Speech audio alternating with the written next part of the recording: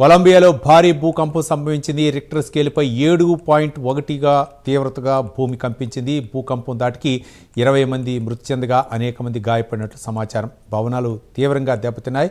మరోవైపు పొరుగు దేశమైన ఈక్వెడార్లోనూ భూ ప్రకంపనలు చోటు చేసుకున్నాయి. దీంతో ప్రజలు భయాందోళనకు గురై ఇళ్లు భవనాల నుంచి బయటకు పరుగులు తీశారు.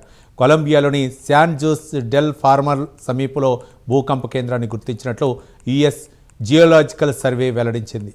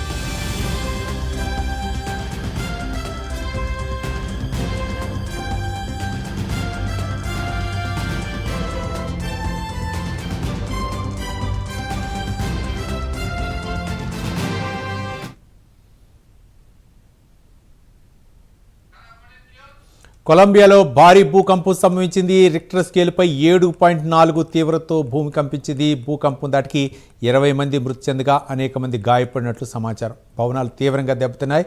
మరోవైపు పొరుగు దేశమైన ఈక్వెడార్లోనూ భూ ప్రకంపనలు చోటు చేసుకున్నాయి. దీంతో ప్రజలు భయాందోళనకు గురై ఇళ్ల నుంచి అలాగే భవనాల నుంచి బయటకు పరుగులు తీశారు.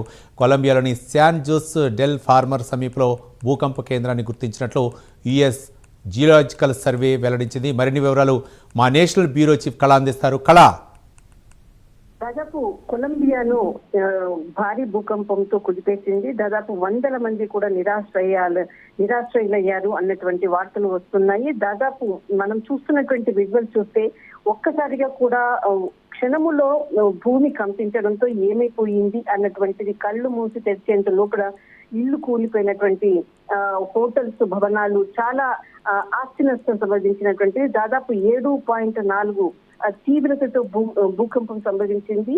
దాదాపు ఇప్పుడు అందుతున్నటువంటి సమాచారం ప్రకారంగా దాదాపు 30 మంది మృతి చెందారు. మరింత కూడా సంఖ్య పెరిగేటటువంటి అవకాశం ఉంది. 100 మంది కూడా భవనాల కింద చిక్కుకొని ఉన్నారు అన్నటువంటి అంతర్జాతీయ ఇంటర్నేషనల్ మీడియా కూడా ఎప్పటికప్పుడు కూడా దీనికి సంబంధించినటువంటి సమాచారాన్ని వెల్లడిస్తుంది. దాదాపు కొలంబియా తర్వాత ఈ ప్రాంతంలో సంభవించినటువంటి భూకంపంతో వెనిజులా ఈ ప్రాంతాలంతా కూడా దాదాపు 15 కిలోమీటర్ల మేర వరకు కూడా భూకంపం సంభవించినటువంటిది. దాని ప్రకంపనలు అంత తీవ్రంగా ఉండేటటువంటిది.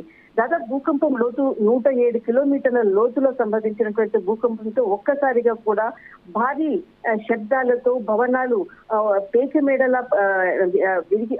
పేకెమేడలా పడిపోతుంటే దాదాపు దాని కింద 100 మంది అర్చనాదాలతో మారుమోగినటువంటి కొలంబియా వీధులని చెప్పవచ్చు. దాదాపు ఉదయం 7:34 నిమిషాలకు సంభవించింది. అందరూ కూడా ఉద్యోగాలకు వారి పనులకు వెళ్లేటటువంటి సమయంలోనే ఈ భూకంపం సంభవించడంతో చాలా ఆస్తి నష్టం, ప్రాణ నష్టం కూడా సంభవించింది. దాదాపు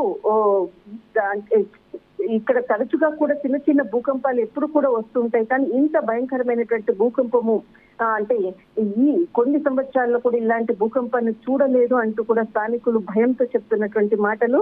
దాదాపు మనకు టెంప్లోస్ అన్నటువంటి చిన్న చిన్న ఎక్కువగా కూడా మనకు కొలంబియా ప్రాంతాల్లో సర్వసాధారణంగా కూడా భూకంపాలు వస్తూనే ఉంటాయి. గతంలో 2025లో మనకు ఆగస్టులో వచ్చినటువంటి భూకంపం 6.0 అప్పుడు కూడా చాలా మంది 100 మంది కూడా నిరాశ్రయ్యారు. దాదాపు 1100 మందికి పైగా కూడా మరణించినటువంటి ఘటన మరొక ముందే మరి ఈసారి సంభవించినటువంటి భూకంపంతో 100 మంది కూడా ఇందులో అంటే మృతుల సంఖ్య అనుకోవచ్చు, ఇక్కడ క్షతగాతుల సంఖ్య అనుకోవచ్చు, నిరాశ్రయులైనటువంటి సంఖ్య అనుకోవచ్చు, ఆర్థిక పరమైనటువంటి నష్టాన్ని వేల కోట్ల ఆస్తి నష్టంతో సంభవించేటటువంటి అవకాశం ఉంది.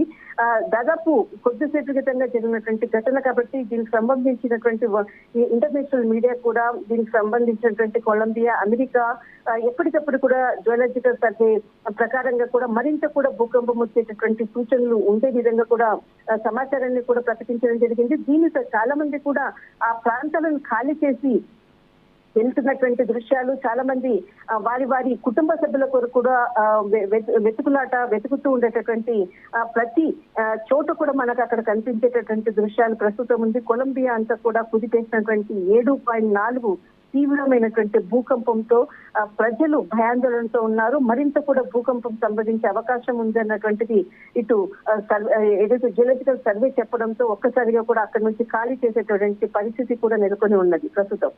రైట్, థ్యాంక్ యూ కళ.